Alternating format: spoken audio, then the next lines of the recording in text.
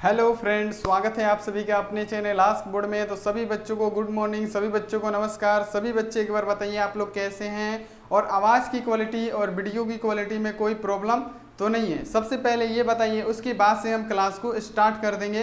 तो सभी प्यारे बच्चे एक बार बता दीजिए सब चीज़ बढ़िया है कि नहीं है। तो देखिए आज का जो क्लास होने वाला है काफ़ी ज़्यादा महत्वपूर्ण, काफ़ी ज़्यादा बाबू यहाँ आप देखिए खतरनाक क्लास होने वाला है। खतरनाक क्यों?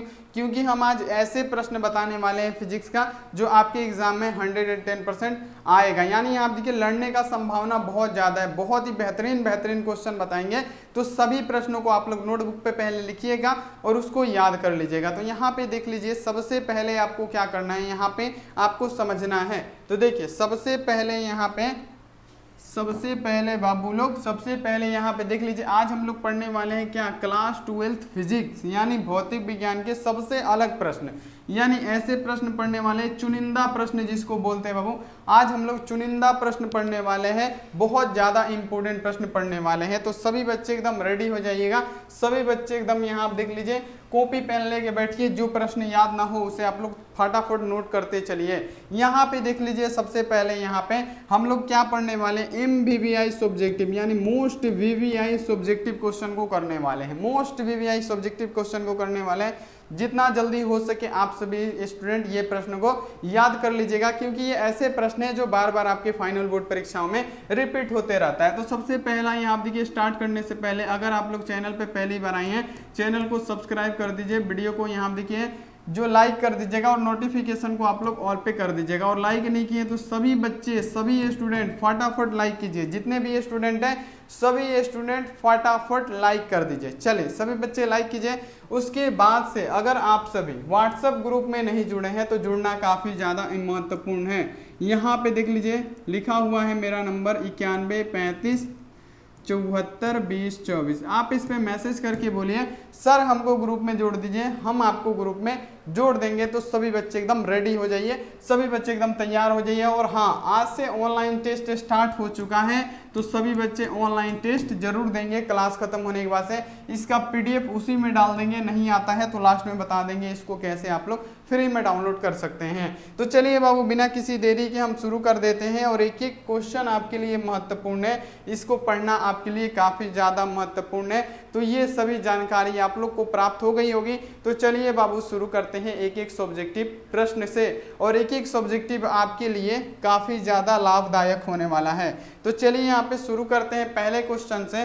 पहला क्वेश्चन है कि चुंबक की अक्षीय स्थिति से आप लोग क्या समझते हैं। हम आपसे क्या बताए हैं, ऐसे डिफरेंट क्वेश्चन बताएंगे जो आपको बहुत ही बेहतरीन तरीके से समझ में भी आएगा और आपको क्या होगा बाबू, आपके एग्जाम में भी आएगा। तो यहाँ पे देख लीजिए, पहला जो क्वेश्चन है कि चुंबक के अक्षीय स्थिति से आप क्या समझते हैं। अक्षीय स्थिति से आप क्या समझते हैं, तो देखिए चुंबक की अक्षीय स्थिति से हम लोग क्या समझते हैं। यहाँ पे लिखा गया है कि किसी चुंबक की चारों ओर उसका अपना चुंबकीय क्षेत्र होता है। ये तो सभी को पता है कि चुंबक के चारों ओर अपना चुंबकीय क्षेत्र होता है। तभी तो चुंबक के पास किसी लोहे को ले आइए तो वो क्या करता है, अपनी तरफ आकर्षित कर लेता है। क्या करता है, कुछ दूरी पे सटता नहीं है, फिर भी क्या करता है, अपने तरफ आकर्षित कर लेता है। क्यों? क्योंकि यहाँ पे देख लीजिए क्या होता है, चुंबक के चारों तरफ उसका अपना चुंबकीय क्षेत्र होता है, उसका अपना जलवा होता है बाबू। यहाँ तक आपको समझ में आ गया। इस क्षेत्र में चुंबक के सापेक्ष दो विशिष्ट बिंदु की आप देखिए स्थिति को मानक स्थितियां कहा जाता है। अब यहाँ पे देखिए क्या लिखा हुआ है, आप लोग समझते चलिए, याद नहीं करना पड़ेगा।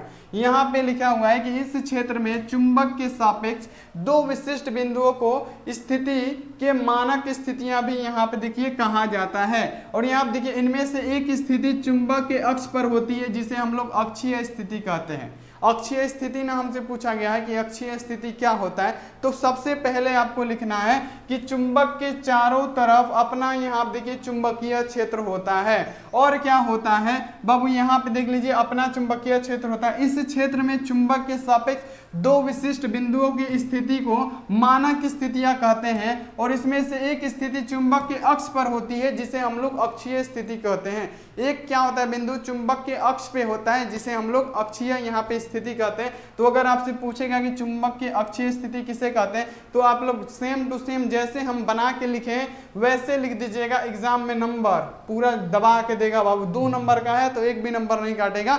ऐसे आप लोग सजा के लिखते हैं। तो यहाँ तक आपको पूरा समझ में आ गया। चलिए, जिनको स्क्रीनशॉट लेना है ले लीजिए फटाफट, नहीं तो यहाँ पे इसका PDF डाउनलोड कर लीजिएगा। चलिए अगला क्वेश्चन देखिए यहाँ पे कि विद्युत विभव किसे कहते हैं। बाबू काफी ज्यादा बार ये प्रश्न पूछा गया है, काफी ज्यादा बार ये प्रश्न पूछा गया है। देखिए पूछा गया आपसे कि विद्युत विभव किसे कहते हैं। विद्युत विभव, electrical potential, what is electrical potential, विद्युत विभव किसे कहते हैं, बहुत ज्यादा महत्वपूर्ण है। चलिए इसको समझते हैं, एक ही बार में दिमाग में एकदम चला जाएगा, याद नहीं करना पड़ेगा मेरे दोस्तों। चलिए यहाँ देखिए विद्युत विभव किसे कहते हैं, तो किसी इकाई धन आवेश को अनंत से किसी बिंदु तक लाने में किया गया कार्य को, किया गया वर्क को, उस बिंदु का विद्युत विभव यानी इलेक्ट्रिकल पोटेंशियल कहते हैं। और ये 2023 में देख लीजिए, 2022 में देख लीजिए, 2017 में देख लीजिए, ये क्वेश्चन आपको मिलेगा। ये क्वेश्चन ऐसे होते हैं जो आपके एग्जाम में पूछे जाते हैं। अभी 2023 में एग्जाम हुआ है, ये क्वेश्चन पूछा गया है। यहाँ आप देख लीजिए, इसके पहले जो यहाँ आप देख लीजिए क्वेश्चन कराए थे, पहला वो 2023 में था, उसके पीछे 2-3 बार पूछा गया था। तो ये ऐसे क्वेश्चन है जो एग्जाम में रिपीट होते रहते हैं, इसीलिए इसको अलग क्वेश्चन कहा गया है। तो विद्युत विभव किसे कहते हैं, इलेक्ट्रिकल पोटेंशियल किसे कहते हैं, तो किसी इकाई धन आवेश को अनंत दूरी से किसी बिंदु तक लाने में किया गया वर्क, किया गया काम, उसी को हम लोग क्या बोलते हैं बाबू, इलेक्ट्रिकल पोटेंशियल कहते हैं, विद्युत विभव कहते हैं। बोलिए बाबू, याद हुआ आपको, सही से ही बताइएगा, याद हुआ, 110% याद हो गया होगा। तो इससे आप लोग याद कर लीजिएगा, ये MVVI है। चलिए ये सभी प्रश्न आप लोग याद कर लीजिएगा, 2 के 2 क्वेश्चन आपको याद हो गया होगा। अगर आपको याद नहीं भी हुआ होगा तो 1 से 2 बार ये वीडियो चला के देख लीजिएगा ना, 110% आपको पूरा याद हो जाएगा। आपको मुंह से रटना भी नहीं पड़ेगा, डायरेक्ट दिमाग में चला जाएगा, ये गारंटी है। अब यहाँ पे देख लीजिए विद्युत चुंबकीय तरंग क्या है। यहाँ पे आपको बताना है कि विद्युत चुंबकीय तरंग आखिर होती क्या है। और ये 2023 का क्वेश्चन है, 2023 में अभी जस्ट ये पूछा गया था, उसके पीछे 2022 में पूछा गया था, यानी 2020 में पूछा गया था। ये कई बार पूछा गया प्रश्न है बाबू। अब यहाँ पे देखिए क्या पूछा गया कि विद्युत चुंबकीय तरंग क्या है। यहाँ पे देख लीजिए इलेक्ट्रोमैग्नेटिक वेव क्या होता है। तो देखिए बाबू क्या होता है, तो वे तरंगे जिन्हें संचरित होने के लिए किसी भी माध्यम की आवश्यकता नहीं होती है, वे तरंगे जिनको संचरित होने के लिए किसी भी माध्यम की आवश्यकता नहीं होती है, उसे हम लोग क्या बोलते हैं, तो विद्युतीय चुंबकीय तरंग बोलते हैं, इलेक्ट्रिकल मैग्नेटिक वेव बोलते हैं। ये आप लोग याद रखिएगा। देखिए कैसे इसको डिफाइन करना है, विद्युतीय चुंबकीय तरंग किसे कहा जाता है, तो वैसे तरंग जिन्हें संचरित होने के लिए, जिसे संचरित करने के लिए किसी भी माध्यम की आवश्यकता नहीं पड़ती है, उसे हम लोग क्या बोलते हैं, तो विद्युतीय चुंबकीय तरंग बोलते हैं। और ऐसे समझाने का मतलब यह है कि आपको फटाक से आपके दिमाग में जाएगा और आप लोगों से याद हो जाएगा। तो ये क्वेश्चन आप लोग ऐसे याद रखिएगा। अर्थात विद्युत चुंबकीय तरंग निर्वात में सभी संचरित हो जाती है, यानी कहने का मतलब जो इलेक्ट्रोमैग्नेटिक वेव होता है, विद्युतीय चुंबकीय तरंग होता है, निर्वात में भी ये संचरित होती है। जहां पे ना वायुमंडल है ना ग्रेविटी है, वहां पे भी विद्युतीय चुंबकीय तरंग जो होता है संचरित हो जाता है, ये समझिए, ये भी लिख दीजिएगा। अब यहाँ आप देखिए, चूंकि इन तरंगों को संचरण के लिए किसी माध्यम की आवश्यकता नहीं होती है, तो यहाँ आप देखिए इसलिए अंतरिक्ष संचार के लिए अर्थात वार्ता, वहीं आप देखिए वार्ता के लिए इन्हें तरंगों का उपयोग यहाँ आप देखिए किया जाता है, यानी बातचीत के लिए। अगर यहाँ पे देख लीजिए आपसे क्या पूछा गया है, देखिए यहाँ पे ये क्वेश्चन में बहुत सारा आइडियाज छुपा हुआ है, बहुत सारा टेक्निक, बहुत सारा ज्ञान छुपा हुआ है। आप लोग फिर से समझिए कि विद्युत चुंबकीय तरंग आखिर होता क्या है, तो वे तरंगे जिन्हें संचरण के लिए किसी भी माध्यम की आवश्यकता नहीं होती है, चाहे वह निर्वात में हो चाहे कुछ भी, इसकी माध्यम की आवश्यकता नहीं पड़ती है। तो जहाँ निर्वात में ग्रेविटी होता है ना, वायुमंडल होता है ना, कुछ भी नहीं होता है, तो संचरण का माध्यम होना चाहिए ना। तो किसी भी यहाँ देखिए ध्वनि तरंगों का भी संचरण का माध्यम होना चाहिए, लेकिन जो इलेक्ट्रोमैग्नेटिक वेव होता है वो अंतरिक्ष में भी एक समान चलता है, ये आप लोग याद रखिएगा। तो देखिए यहाँ पे वे तरंगे जिन्हें संचरित होने के लिए किसी माध्यम की आवश्यकता नहीं होती है, उन्हें हम लोग विद्युतीय चुंबकीय तरंग कहते हैं। अर्थात विद्युतीय चुंबकीय तरंग निर्वात में भी संचरित हो जाती है, क्योंकि इन तरंगों से संचरण के लिए किसी माध्यम की आवश्यकता नहीं होती है, इसलिए अंतरिक्ष संचार में वार्ता करने के लिए, यानी वार्तालाप करने के लिए क्या करते हैं, इन तरंगों का उपयोग करते हैं। तो बाबू ये समझ में आया, आ गया ना पूरा, 110% आया होगा। बोलिए आप लोग एक बार, आया। बिल्कुल आया होगा, याद भी हो गया होगा। तो चलिए चैनल को सब्सक्राइब कीजिए, क्योंकि इस प्रकार का बेहतरीन क्लास सिर्फ आस्क बोर्ड पे ही आपको मिलेगा। और लाइक कीजिए, जल्दी जल्दी कीजिए। 3 क्वेश्चन आपको याद करवा दिए फटाफट। अब चलिए यहाँ पे अगला क्वेश्चन पे। अगला जो क्वेश्चन है आपका यहाँ पे देखिए, आवेश संरक्षण का सिद्धांत अभी जस्ट 2023 में पूछा गया है। पीछे कितनी बार, 3 से 4 बार पूछा गया है। यानी कहने का मतलब है ये काफी ज्यादा बार पूछा गया प्रश्न है। ये सबसे हटके प्रश्न है, सबसे अलग प्रश्न है। अब यहाँ आप देखिए, आवेश संरक्षण का सिद्धांत क्या है? आवेश संरक्षण सिद्धांत क्या है? तो बाबू आवेश संरक्षण सिद्धांत क्या होता है? तो देखिए सबसे पहले तो आप लोग ये लिख दीजिएगा। तो यहाँ पे जो एग्जामिनर होता है, चेक करने वाला, कॉपी चेक करने वाला, उसको ये पता चल जाएगा कि हाँ लड़के में दम है, तब ये लिखा है ऊपर वाला सेंटेंस। सबसे पहले लिखिएगा कि बेंजामिन फ्रैंकलिन ने दिया था। क्या दिया था? तो यहाँ देखिए आवेश संरक्षण का सिद्धांत दिया था। क्या दिया था बाबू? आवेश संरक्षण का सिद्धांत बेंजामिन फ्रैंकलिन ने दिया था। ये पहले लिख दीजिएगा। और इस नियम के अनुसार अब लिखिएगा, इस नियम के अनुसार आवेश को ना तो उत्पन्न किया जा सकता है, ना तो इसे नष्ट किया जा सकता है। आवेश को यानी चार्ज को ना ही हम उत्पन्न कर सकते हैं, ना ही हम नष्ट कर सकते हैं। और इसी को हम लोग क्या बोलते हैं? विद्युत आवेश। यहाँ देखिए यहाँ मतलब पहले ये समझ लीजिए कि इसी को हम लोग क्या बोलते हैं? आवेश संरक्षण का सिद्धांत बोलते हैं। सबसे पहले इसको किसने दिया था? बेंजामिन फ्रैंकलिन ने दिया था आवेश संरक्षण का सिद्धांत। इस नियम के अनुसार क्या होता है? आवेश को ना तो हम उत्पन्न कर सकते हैं, ना ही हम उसे नष्ट कर सकते हैं। और इसी को हम लोग क्या बोलते हैं? तो आवेश संरक्षण का सिद्धांत बोलते हैं। अब देखिए यहाँ पे आगे क्या लिखा हुआ है, अतः विद्युत आवेश ब्रह्मांड में सदैव ही संरक्षित रहता है। अतः विद्युत जो आवेश होता है, जो विद्युत आवेश होता है, इलेक्ट्रिकल चार्ज होता है, ब्रह्मांड में सदैव ही संरक्षित है। ब्रह्मांड में क्या है? सदैव ही संरक्षित है। इसलिए ना तो इसका हम उत्पन्न कर सकते हैं, ना तो इसको मार सकते हैं, ना नष्ट कर सकते हैं। ये आप लोग ध्यान रखिएगा। तो ये बहुत ज्यादा इंपॉर्टेंट प्रश्न है। ये आप लोग ऐसे लिख दीजिएगा मेरे बाबू, बिल्कुल आपको नंबर मिल जाएगा। चलिए यहाँ आप देख लीजिए, 4 के 4 क्वेश्चन आपको याद हो गए होंगे सेम टू सेम। अब यहाँ आप देखिए, आभासी नमन से आप क्या समझते हैं? आभासी नमन। अब ये भी प्रश्न यहाँ पे देख लीजिए 2021 2023 जस्ट अभी 2023 में आया है कि आभासी नमन से आप लोग क्या समझते हैं? तो आभासी नमन से आप लोग क्या समझते हैं? देखिए, तो यदि आभासी सर्कल के पैमाने का तल चुंबकीय यहाँ देखिए मेरिडियन में नहीं है, तो सुई पृथ्वी के चुंबकीय क्षेत्र की सही दिशा का संकेत नहीं देगा। यानी यहाँ पे इसे आपको लिखना पड़ेगा, तभी आपको पता चलेगा कि चुंबकीय नमन कोण आखिर क्या होता है। पहले यहाँ पे अभी आपको समझ में नहीं आएगा, लेकिन आप लोग रुकिए, थोड़ा देर रुकिए, आपको पूरा समझ में आने वाला है। रुकिए, थोड़ा सा पानी पी लें, उसके बाद से हम आपको समझाते हैं 110%।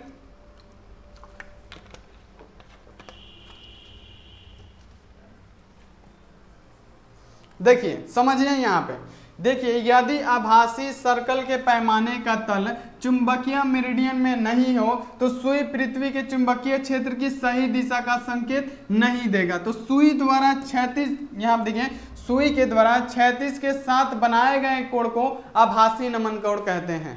देखिए कितना बेहतरीन है। इधर पढ़िएगा तो समझ में नहीं आएगा, लेकिन इधर जैसे आइएगा आपके दिमाग में टन से क्या होगा, चला जाएगा, याद हो जाएगा। देखिए यहाँ पे क्या लिखा हुआ है, यहाँ पे आप सभी छात्र समझिए कि यदि आभासी सर्कल के पैमाने का तल चुंबकीय मेरिडियन में नहीं है, तो सुई पृथ्वी के चुंबकीय क्षेत्र की सही दिशा का संकेत नहीं देगा। सुई द्वारा क्षैतिज द्वारा बनाए गए कोणों को आभासी नमन कोण हम लोग कहते हैं। तो इसको आप लोग याद रखिएगा, ये एग्जाम में बाबू आता है, क्योंकि ये सभी प्रश्न हटके हैं बाबू बहुत ज्यादा।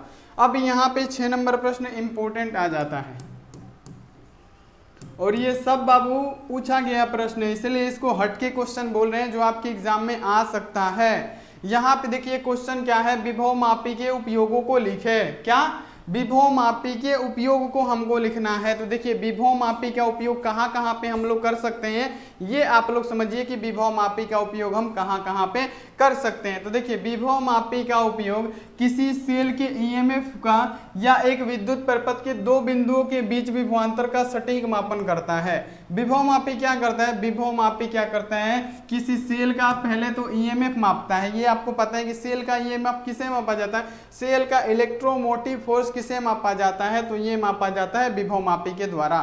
ये हम आपको बता चुके हैं। अब यहाँ पे देख लीजिए, अब यहाँ पे देखिए, या एक विद्युत परिपथ के दो बिंदुओं को बीच की विभवांतर को भी मापा जाता है, यानी एक विद्युत के दो बिंदुओं के बीच की जो दूरी होती है उसको हम लोग क्या कर सकते हैं बाबू, उसे विभवांतर द्वारा हम सटीक मापन कर सकते हैं। तो पहला ये उपयोग लिख दीजिएगा। दूसरा क्या है, सेल में विद्युत प्रतिरोध का मापन करता है। जो सेल में विद्युत प्रतिरोध होता है उसका ये सटीक मापन करता है कौन, तो विभव मापी। विभव मापी क्या करता है बच्चे, ये करता है सेल में विद्युत प्रतिरोध का मापन। तो ये आप लोग जरूर लिखिएगा। अब यहाँ पे देख लीजिए, सेल में विद्युत धारा का मापन करता है। तीसरा क्या है, सेल में क्या करता है, इलेक्ट्रिकल करंट का भी मापन करता है। सेल में याद रखना है, किसमें, सेल में इलेक्ट्रिकल करंट का भी मापन करता है। और ये जितना भी होगा विभव मापी सेल में ही मापेगा, ये आप लोग याद रखिएगा, सेल में ही मापेगा। तो अब यहाँ पे देख लीजिए, सेल की धारिता का मापन करते हैं, यानी सेल के धारिता को भी मापता है, यानी सेल के प्रतिरोध को मापेगा, धारिता को मापेगा, सेल के दोनों बिंदुओं के बीच की दूरी को मापेगा, उसको ईएमएफ को मापेगा। यही काम होता है बाबू, क्या ये काम होता है बाबू किसका, तो विभव मापी क्या।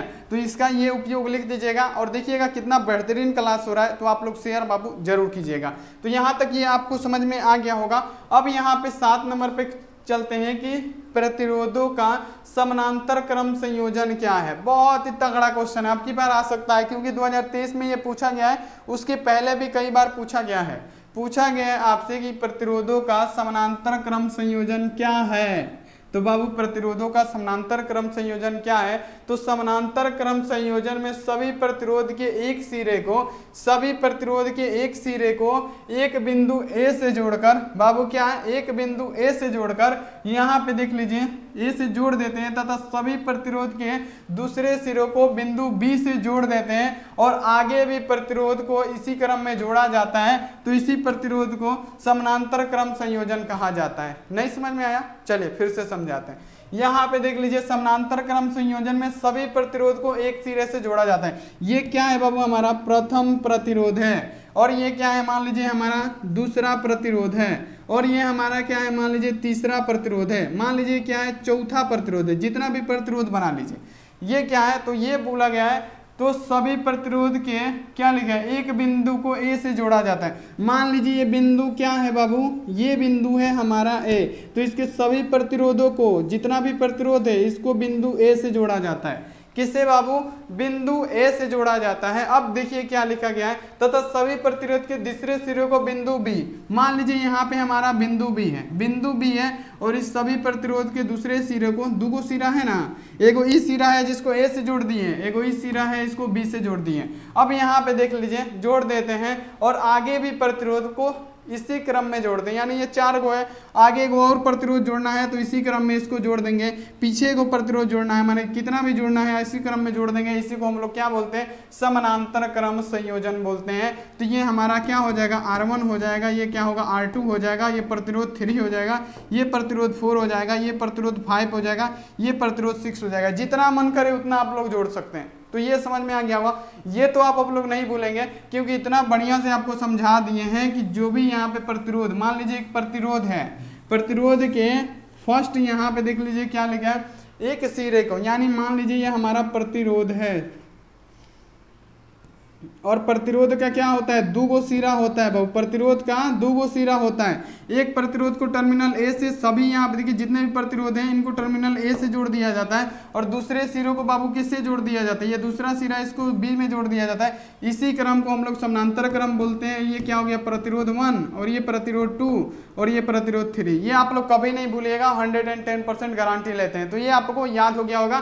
तो ये सभी बच्चे सभी क्वेश्चन को ये आप लोग याद कर लीजिएगा। चलिए बहुत बढ़िया। और इसमें क्या करना है, आपको बैटरी से जोड़ देना है, तो आराम से यहाँ पे क्या करना है, यहाँ पे ऐसे करना है, एगो प्लस चार्ज लेना है बाबू, और यहाँ पे देखिए एगो कैथोड एनोड लेके जोड़ दीजिएगा, हो जाएगा। तो ये हमारा क्या हो गया, समानांतर क्रम संयोजन कहलाता है। चलिए ये याद हो गया होगा, फिर कभी नहीं ना भूलिएगा आप लोग। अब यहाँ पे देख लीजिए क्वेश्चन की धारिता प्रतिघात किसे कहते हैं, MBBI क्वेश्चन है बाबू। ये सभी प्रश्न क्या है, पूछा गया है, और ये सबसे हटके प्रश्न है बाबू। चलिए क्वेश्चन है हमारा कि धारिता प्रतिरोध क्या होता है, धारिता प्रतिरोध क्या होता है? तो चलिए बताते हैं कि धारिता प्रतिरोध क्या होता है। तो विद्युत ऊर्जा को धारित, यहाँ पर देखिए संधारित्र करने वाला उपकरण को हम लोग धारित्र अथवा संधारित्र कहते हैं। सही से समझिएगा, बिल्कुल यहाँ देखिए, बिल्कुल 1 सेकंड में आपको याद हो जाएगा, थोड़ा सा लॉजिक लगाइएगा, याद हो जाएगा। देखिए यहाँ पे विद्युत ऊर्जा को संधारित्र करने वाले उपकरण को, विद्युत ऊर्जा को संधारित्र करने वाले उपकरण को हम लोग क्या बोलते हैं बाबू? धारितीय अथवा यहाँ देखिए संधारित्र कहते हैं। एक धारितीय या यहाँ देखिए संधारित्र द्वारा प्रतिवर्ती धारा के प्रवाह के लगाए गए अवरोधक को धारिता प्रतिघात कहते हैं। हमको क्या बताना है? धारितीय प्रतिघात ना पूछा गया है, तो ये इसका सिर्फ यहाँ तक आंसर नहीं होगा। यहाँ तक देखिए कहाँ तक इसका आंसर होगा, ये देखिए यहाँ देखिए कि धारिता प्रतिघात किसे कहते हैं? तो विद्युत ऊर्जा को यानी इलेक्ट्रिकल एनर्जी को संधारित्र करने वाले उपकरण को हम लोग धारिता या संधारित्र कहते हैं। ये आप लोग जानते हैं, एक धारितीय या एक संधारित्र द्वारा प्रतिवर्ती धारा के प्रवाहित के लगाए गए यहाँ आप देखिए अवरोध की धारिता, यानी मतलब उसके अवरोध को हम लोग क्या बोलते हैं? तो बाबू क्या बोलते हैं? धारिता प्रतिघात कहते हैं। तो ये आप लोग इस प्रकार लिख दीजिएगा। और यहाँ देखिए धारिता प्रतिघात क्या लिखा है बाबू? यहाँ पर देखिए धारितीय प्रतिघात। धारितीय प्रतिघात को हम लोग SC के द्वारा सूचित करते हैं यानी दर्शाते हैं। तो यहाँ आप देख लीजिए, ये आप लोग याद रखिएगा। और जो धारितीय प्रतिघात का मान होता है वो इनफाइनाइट होता है। क्या होता है? धारितीय प्रतिघात का मान इनफाइनाइट होता है। ये आप लोग याद रखिएगा, ये बहुत ज्यादा महत्वपूर्ण क्वेश्चन है, ये सभी प्रश्न आपको याद होना चाहिए। अब यहाँ देखिए नमन कोण से आप क्या समझते हैं बाबू? 4 से 5 बार, हालांकि अभी 2023 में एग्जाम हुआ है तो ये क्वेश्चन आया हुआ है, इसके पीछे कई बार आया हुआ है। यहाँ पे देख लीजिए पूछा गया है कि नमन कोण से आप सभी क्या समझते हैं? नमन कोण क्या कहलाता है? तो नमन कोण देखिए कितना है, 2 लाइन में डिफिनीशन कितना बढ़िया लिखे हैं कि पृथ्वी के परिणामी चुंबकीय क्षेत्र अथवा ऊर्ध्वाधर दिशा और क्षैतिज के बीच बनने वाले कोण को नमन कोण या नीति कोण कहा जाता है। देखिए कितना बेहतरीन आंसर है। और इसी प्रकार का आंसर आपको एग्जाम में भी लिख के आना है ताकि एग्जामिनर का हिम्मत ना हो आपका 1 नंबर काटने का।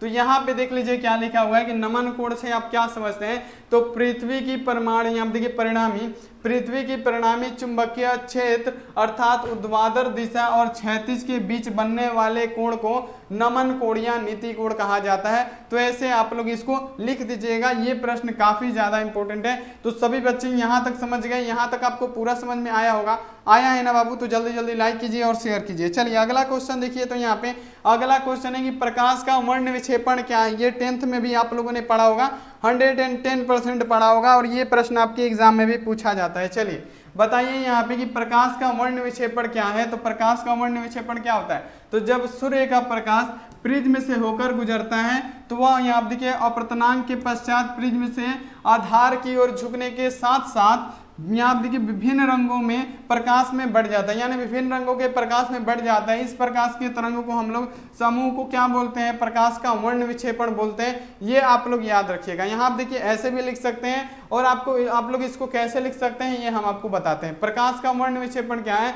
तो जब सूर्य का प्रकाश प्रिज्म से होकर गुजरता है तो वो प्रकाश के अपवर्तन होने के बजाय क्या करता है बाबू? अपवर्तन होने के बजाय प्रिज्म, यानी अपवर्तन होने के साथ प्रिज्म के यहाँ पे देखिए क्या होता है? आधार की ओर झुकने के साथ साथ विभिन्न रंगों में प्रकाश बढ़ जाता है। क्या होता है? विभिन्न रंगों में बाबू प्रकाश बढ़ जाता है। इस प्रक्रिया से यहाँ पे देखिए प्राप्त जो तरंग होता है समूह, यहाँ पे क्या होता है? वर्णक्रम कहते हैं। और तथा यहाँ देखिए श्वेत प्रकाश अपने यहाँ देखिए अवयवी तरंग में विभक्त हो जाता है, इसी को हम लोग वर्ण विक्षेपण कहते हैं। तो ये सभी प्रश्न आप लोग 110% याद रखिएगा। तो ये प्रश्न आपको हमेशा याद रखना है। यह प्रश्न क्या है बाबू? इंपॉर्टेंट है, 2023 में बाबू पूछा गया है, मोस्ट इंपॉर्टेंट है। तो ये प्रश्न आपको याद रखना है। तो चलिए बाबू यहाँ पे हम हमको 10 ऐसे क्वेश्चन बता दिए जो आपके एग्जाम में पूछा जाता है। तो इसका PDF डाउनलोड करना है तो चलिए हमारे साथ हम बताते हैं इसका PDF आपको कहाँ पे मिलेगा। उससे पहले आप लोग वीडियो को लाइक कर दीजिए और यहाँ देखिए चैनल को सब्सक्राइब कर दीजिए। सब्सक्राइब करने के बाद से बेल आइकन को दबा के आप लोग ऑल पे जरूर कीजिए। सभी बच्चे इतना कर दीजिए, उसके बाद से हम आपको बताते हैं। चलिए हम उससे पहले आपको बता देते हैं कि PDF और नोट्स आपको कहाँ पे मिलने वाला है। सभी स्टूडेंट रेडी हो जाइए। सबसे पहले आपको क्या करना है बाबू? यहाँ पे आपको सर्च करना है आस्क बोर्ड। यहाँ पे लिखना है आपको ASKBOARD, आस्क बोर्ड लिख के सर्च कीजिए। जैसे ही आप लोग सर्च कीजिएगा यहाँ पे देखिए आस्क बोर्ड लिखा हुआ आएगा और यहाँ पे क्या करना है? आपको इसी पे क्लिक करना है। जैसे ही आप सभी इस पे एक बार क्लिक कीजिएगा वेबसाइट खुल के ओपन हो जाएगा। यहाँ पे क्या करना है आपको, सिंपली इस पर एक बार क्लिक करना है। जैसे ही आप लोग इस पर क्लिक कीजिएगा, रुकिए अभी खुल रहा है, नेट का इशू है।